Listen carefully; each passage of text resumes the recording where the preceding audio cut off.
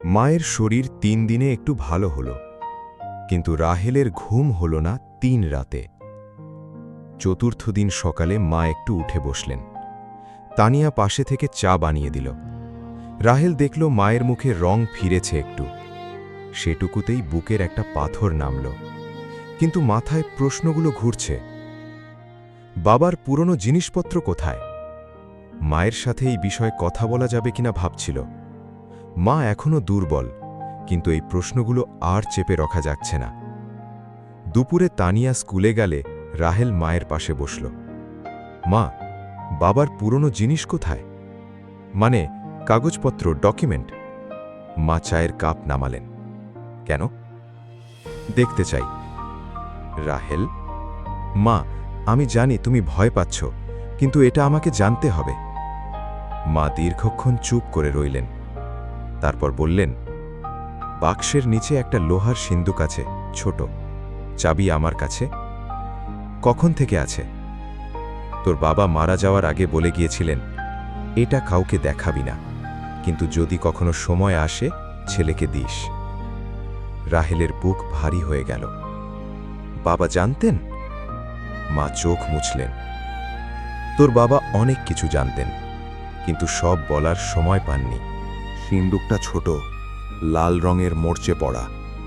চাবি দিয়ে খুলতে একটু বেগ পেতে হলো। ভেতরে কয়েকটা কাগজ, ভাঁজ করা, হলুদ হয়ে গেছে কিছুটা। একটা ছোট্ট নোটবুক আর একটা খাম, সিল বন্ধ। রাহেল প্রথমে কাগজগুলো খুলল। অ্যাকাউন্টের হিসেব, সংখ্যার সারি, তারিখ 2002 থেকে 2003। রাহমান টেক্সটাইলের লেটার হেডে। রাহেল ইঞ্জিনিয়ার, অ্যাকাউন্টেন্ট না, কিন্তু এই সংখ্যাগুলো দেখে বুঝল কিছু একটা গড়মিল আছে। একটা কলমে টাকা ঢুকছে, কিন্তু অন্য কলমে সেটা নেই। বড় অঙ্কের টাকা। নোটবুকে বাবার হাতের লেখা। রাহেল সেটা পড়তে লাগল। বাবা লিখেছেন তারিখ সহ, কোন তারিখে কত টাকা কোন অ্যাকাউন্টে গেছে, কার নির্দেশে, সব। শেষ এন্ট্রিতে লেখা, আজ তশরিফ সাহেব আমাকে ডেকেছিলেন, বললেন চুপ করে থাকতে। আমি পারবো না, কাল সিডি দেয়ার কথা আছে। তারিখ 14 মার্চ 2003। রাহেল জানে বাবা মারা গেছেন 17 মার্চ 2003। 3 দিনের ব্যবধান। সিডি? কিসের সিডি? কাকে দেওয়ার কথা? সে খামটা হাতে নিল, খুলল। ভেতরে একটা সিডি, পুরনো কিন্তু অক্ষত, আর একটা চিঠি। রাহেল, যদি তুই এটা পাস, তার মানে আমি নেই। এই সিডিতে সব আছে, কিন্তু সাবধান, একা যেও না, বিশ্বস্ত কাউকে নিও। রাহেলের চোখ ভিজে গেল। বাবা তার নামে চিঠি লিখেছিলেন, জানতেন ছেলে একদিন খুঁজবে। সিডি চালানোর মেশিন নেই তাদের ঘরে। রাহেল সেটা সাবধানে পকেটে রাখল। অফিসে যাওয়ার আগে একটু ভাবল, এখন কি করবে? এই সিডি যদি সত্যিই প্রমাণ হয়, তাহলে তাসরিফ রহমান বিপদে পড়বেন। কিন্তু সেটা বের করতে হলে কাউকে বিশ্বাস করতে হবে। কাকে বিশ্বাস করবে? রফিক চাচা? বয়স্ক মানুষ, সাহস করবেন না। অফিসের কেউ? না, সবাই তাসরিফ রহমানের মানুষ।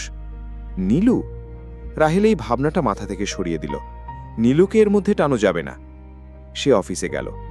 অফিসে সেদিন একটা অস্বাভাবিক চুপচাপ ভাব। আরিফ ভাই তাকে দেখে একটু সরে গেলেন। রাহেল খেয়াল করল। দুপুরে ক্যান্টিনে গেল, নীলু নেই। বিকেলে সে জানল নীলু আজ অফিসে আসেনি, অসুস্থ। রাহেল একটু চিন্তিত হল, কিন্তু ফোন করবে কিনা ভাবল, করল না। বিকেলে বেরোনোর সময় সিকিউরিটি গার্ড তাকে থামালো। রাহেল সাহেব, স্যার ডাকছেন। কোন স্যার? তাসরিফ স্যার। রাহেলের পকেটে সিডি। সে একটু শ্বাস নিল। আসছি। তশরিফ রহমানের অফিসে এবার অন্য পরিবেশ। সন্ধ্যার আলোয় শহরটা নরম দেখাচ্ছে কাচের বাইরে, কিন্তু ভেতরের পরিবেশ নরম না। তশরিফ রহমান দাঁড়িয়ে আছেন জানালার সামনে। রাহেল ঢুকল। বসো। রাহেল বসল। তশরিফ রহমান ঘুরলেন। তুমি কি আমার কোম্পানির পুরনো কোনো ফাইল দেখেছ? সরাসরি প্রশ্ন। রাহেল তার মুখের দিকে তাকালো। না। নিশ্চিত? হ্যাঁ। তশরিফ রহমান একটু চুপ করে রইলেন। তোমার বাবার সাথে আমার পরিচয় ছিল, জানি, সে ভালো মানুষ ছিল। রাহেল কিছু বলল না, কিন্তু সে একটা ভুল করেছিল। তাশরিফ রহমান ধীরে বললেন, সে না জেনে কিছু কাগজ নিয়ে গিয়েছিল। সেই কাগজগুলো আসলে কনফিডেন্সিয়াল ছিল। রাহেল বুঝল এটা একটা পরীক্ষা। তিনি দেখতে চাইছেন রাহেল কি জানে। আমার বাবার ব্যাপারে আমি বেশি জানি না, রাহেল শান্ত গলায় বলল। তাশরিফ রহমান তাকে দেখলেন। জানলে আমাকে বলবে। কি বলবো? যদি কোনো পুরনো কাগজ বা জিনিস পাও তোমার বাবার, আমাকে দেবে। সেগুলো কোম্পানির সম্পত্তি। রাহেল উঠে দাঁড়ালো। ঠিক আছে। সে বেরিয়ে আসার সময় তাশরিফ রহমান বললেন, রাহেল। সে ঘুরল। তোমার মা কেমন আছেন? এই প্রশ্নটা, এই সুরে রাহেলের ভেতরে একটা শীতল অনুভূতি তৈরি করল। ভালো, ভালো থাকলেই ভালো। রাহেল বেরিয়ে এলো। করিডোরে এসে দেওয়ালে হেলান দিল। বুকটা ধরফর করছে। মায়ের প্রসঙ্গ টেনেছেন কেন? এটা কি সতর্কতা নাকি হুমকি? সেই রাতে রাহেল একটা কম্পিউটার ক্যাফেতে গেল। পুরান ঢাকায়, রাত 10টায়, দোকান প্রায় ফাঁকা। সে সিডিটা কম্পিউটারে ঢোকালো। লোড হচ্ছে, তারপর খুলল। Video file. রাহেল হেডফোন লাগালো, চালালো। স্ক্রিনে একটা অফিস ঘর। ক্যামেরার কোণ একটু অদ্ভুত, লুকিয়ে রাখা ক্যামেরা। সেই ঘরে দুজন মানুষ। একজন তরুণ তাশরিফ রহমান, 20 বছর আগের, কিন্তু চেনা যাচ্ছে। আরেকজন অপরিচিত, বয়স্ক, রাহেল চেনে না। তারা কথা বলছে। রাহেল হেডফোনে কান পাতল। সরকারের টাকা আমাদের অ্যাকাউন্টে ঢুকবে, মন্ত্রী সাহেব নিজে বলেছেন। কিন্তু কাগজে কিভাবে দেখাবো? সেটা তোমার কাজ, তুমি হিসেব করো। এটা তো দুর্নীতি, এটা ব্যবসা, সবাই করে। তারপর তাশরিফ রহমান হাসলেন। সেই হাসি রাহেলের চেনা না। যে বাধা দেবে তাকে সামলে নেব, তুমি চিন্তা করো না। ভিডিও শেষ। রাহেল স্ক্রিনের দিকে তাকিয়ে রইল। যে বাধা দেবে তাকে সামলে নেব। তার বাবা বাধা দিয়েছিল, তারপর 3 দিনে মারা গেছেন। রাহেলের চোখ ঝাপসা হয়ে এলো। সে হেডফোন খুলল, মাথা নিচু করল। চারপাশে কম্পিউটার ক্যাফের আওয়াজ, গেমের শব্দ, টাইপের শব্দ, কিন্তু রাহেলের কানে কিচ্ছু ঢুকছে না। বাবা, তুমি জানতে, তাই মারা গেছিলে। রাত 12টায় রাহেল বাড়ি ফিরল। মা ঘুমাচ্ছেন। তানিয়া পড়তে পড়তে ঘুমিয়ে পড়েছে। রাহেল রান্নাঘরে গেল, পানি খেল, তারপর বসে রইল। কি করবে এখন? এই ভিডিও নিয়ে পুলিশে যাবে? তাশরিফ রহমান ঢাকার অন্যতম প্রভাবশালী মানুষ। পুলিশে গেলে তারা কি শুনবে? সাংবাদিকের কাছে? তারপর কি হবে মায়ের, তানিয়ার? তাশরিফ রহমান আজ মায়ের কথা তুলেছেন। ভালো থাকলেই ভালো। রাহেলের হাত মুষ্টিবদ্ধ হল। সে বুঝল এই লড়াইটা একা লড়া যাবে না। কিন্তু কে আছে? তখন ফোনে মেসেজ এলো, নীলু। রাহেল, আমি জানি রাত হয়েছে, কিন্তু আপনাকে একটা কথা বলতে চাই। রাহেল জবাব দিল, বলুন। আজ বাবা আমাকে আপনার ব্যাপারে জিজ্ঞেস করেছেন। আপনাকে কিভাবে চিনি, কতদিন ধরে চিনি। রাহেল থামল। কি বলেছেন? বলেছেন আপনার সাথে বেশি মেলামেশা না করতে। রাহেল কিছু টাইপ করল না। রাহেল, আপনি কি আমাকে বলবেন আসলে কি হচ্ছে? দীর্ঘ একটা বিরতি। তারপর রাহেল লিখল, নীলু, কাল দেখা করা যাবে অফিসের বাইরে? কোথায়? ফার্মগেটের সেই চায়ের দোকান, সকাল 8টায়। কয়েক সেকেন্ড। আসব। পরদিন সকাল 8টায়, চায়ের দোকান। নীলু এলো সময় মতো, একা, সাদা কামিজে, চুল বাঁধা। রাহেল আগে থেকেই ছিল। দুজন বসল, চা এলো। রাহেল কিছু বলছে না। নীলুও চুপ। তারপর নীলু বলল, বলুন। রাহেল তার দিকে তাকালো। এই মুহূর্তে সিদ্ধান্ত নিতে হবে। সে কতটুকু বলবে? নীলু, আপনার বাবা কি আপনার সাথে সৎ? নীলু একটু থামল। মানে আপনার বাবা কি সবকিছু আপনাকে জানান? কোনো বাবাই সবকিছু ছেলে মেয়েকে জানান না। আমি সেটা বলছি না। আমি বলছি, আপনার বাবার ব্যবসায়িক কোনো বিষয় কি কখনো সন্দেহ হয়েছে আপনার? নীলু সরু চোখে তাকালো। রাহেল, আপনি কোথায় যাচ্ছেন? সরাসরি বলছি। রাহেল একটু সামনে ঝুঁকল। আমার বাবা আপনার কোম্পানিতে কাজ করতেন 2003 সালে। তিনি কিছু দেখে ফেলেছিলেন যা দেখার কথা ছিল না। 3 দিন পরে তিনি মারা যান। নীলুর মুখ থেকে রং চলে গেল। রাহেল, আমার বাবার কাছে প্রমাণ ছিল, আমি সেটা পেয়েছি। নীলু কিছু বলল না। আমি আপনাকে দোষ দিচ্ছি না, আপনি জানতেন না, কিন্তু এখন আমার জানা দরকার আপনি কোন দিকে। দীর্ঘ নীরবতা। বাইরে রাস্তায় গাড়ির শব্দ, দোকানে কয়েকজন মানুষ, চায়ের ধোঁয়া উঠছে। নীলু চায়ের কাপ রাখল। আমার বাবা যদি সত্যি এটা করে থাকেন, তার গলা কাঁপছে একটু, তাহলে আমি আপনার পাশে আছি। রাহেল তার দিকে তাকালো। আপনি বুঝছেন কি বলছেন?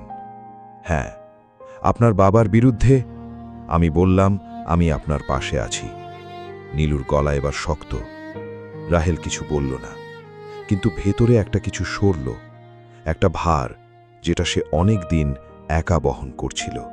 কিন্তু সেই মুহূর্তে রাহেলের ফোন বাজল। অপরিচিত নম্বর। সে ধরল। রাহেল ইসলাম, বলুন। আমি রহমান টেক্সটাইলের লিগ্যাল টিম থেকে বলছি। আপনাকে জানাচ্ছি, আপনার চাকরি আজ থেকে সাসপেন্ড করা হয়েছে, কারণ তদন্ত চলছে। কিসের তদন্ত? কোম্পানির গোপন নথি চুরির অভিযোগ। লাইন কেটে গেল। রাহেল ফোন নামাল। নীলু তার মুখ দেখল। কি হয়েছে? চাকরি সাসপেন্ড। নীলু চোখ বড় হল। কি? আপনার বাবা জেনে গেছেন আমি কি খুঁজছি। নীলু উঠে দাঁড়াল। আমি কথা বলবো বাবার সাথে। না। রাহেল কার হাত ধরল। থমকে গেল দুজনেই। প্রথমবার স্পর্শ। রাহেল হাত ছেড়ে দিল। না, এখন না। এখন গেলে তিনি সতর্ক হবেন। আমাদের অন্যভাবে ভাবতে হবে। নীলু বসল। তাহলে কি করবেন? রাহেল পকেটে সিডিটা অনুভব করল। এই প্রমাণ কারো হাতে দিতে হবে যে ভয় পাবে না। কে? রাহেল ভাবল। তারপর একটা নাম মাথায় এলো। একজন সাংবাদিক আছেন, আমার বাবার পরিচিত ছিলেন। রফিক চাচা তার কথা বলেছিলেন। কে? নাম শাহেদ ইকবাল, দৈনিক সত্যকণ্ঠের সিনিয়র রিপোর্টার। নীলু একটু থামল। তাকে বিশ্বাস করা যাবে? জানি না, কিন্তু এই মুহূর্তে অন্য পথ নেই। তারা দুজন একে অপরের দিকে তাকিয়ে রইল। দুটো ভিন্ন পৃথিবীর দুটো মানুষ, একটা ঝুঁকির মুখে। তখন নীলু বলল, আমি একটা কাজ করতে পারি। কি? বাবার পুরনো ফাইল রুমে আমার প্রবেশাধিকার আছে। সেখানে 2002, 2003 সালের কাগজপত্র থাকতে পারে। রাহেল তার দিকে তাকালো। নীলু, এটা ঝুঁকিপূর্ণ। আমি জানি। আপনার বাবা জানলে? আমি জানি। সে একটু থামল। কিন্তু আপনার বাবা মারা গেছেন। যদি সেটা সত্যি, তার গলা ভাঙল একটু, তাহলে এটা ঠিক না। রাহেল তার চোখের দিকে তাকালো। সে দেখল ভয় আছে, কিন্তু সিদ্ধান্ত আছে। আপনি নিশ্চিত? হ্যাঁ। সেই রাতে রাহেল বাড়িতে বসেছিল। মা ঘুমিয়েছেন।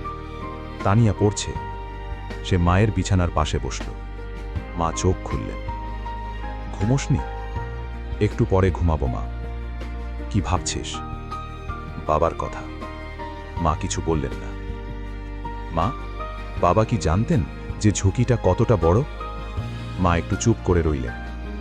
জানত, তবুও পিছিয়ে যায়নি। কেন? বলেছিল, মিথ্যার সাথে থাকলে ছেলেকে কি শেখাবো। রাহেলের চোখ জ্বলে উঠল। মা হাত বাড়ালেন। তুইও তোর বাবার মতো, একই রকম জেদি। রাহেল মায়ের হাত ধরল। মা, আমি কিছু একটা করতে চাইছি। ঝুঁকি আছে, জানি, কিন্তু ভয় করছে। সেটাই স্বাভাবিক। মা তার হাত চাপলেন। কিন্তু ভয় পেলে থামবি না। তোর বাবা থামেনি। রাহেল মায়ের হাত ধরে রইল। বাইরে রাতের ঢাকা, দূরে একটা গাড়ির হেডলাইট। সে ভাবল, কাল নীলু ফাইল রুমে যাবে। কাল শাহেদ ইকবালকে খুঁজতে হবে। কাল থেকে এই লড়াই সত্যিকার অর্থে শুরু হবে। কিন্তু এই মুহূর্তে সে বুঝল, সে একা না। মা আছেন, আর নীলু, সেই মেয়েটা যার বাবার বিরুদ্ধে সে লড়াই করতে যাচ্ছে, যে তবুও বলেছে, আমি আপনার পাশে আছি। রাহেল চোখ বন্ধ করল। বুকের ভেতরে একটা অনুভূতি নড়ছে। সে নাম দেবে না, এখন না, কিন্তু সে জানে এই মেয়েটা আর শুধু বসের মেয়ে না। আর এই সত্যটাই হয়তো সবচেয়ে বড় বিপদ, কারণ সত্য আর অনুভূতি দুটো একসাথে থাকলে সিদ্ধান্ত নেওয়া কঠিন হয়, আর কঠিন সিদ্ধান্তের সময় ভুল করলে সব হারানোর ভয় থাকে।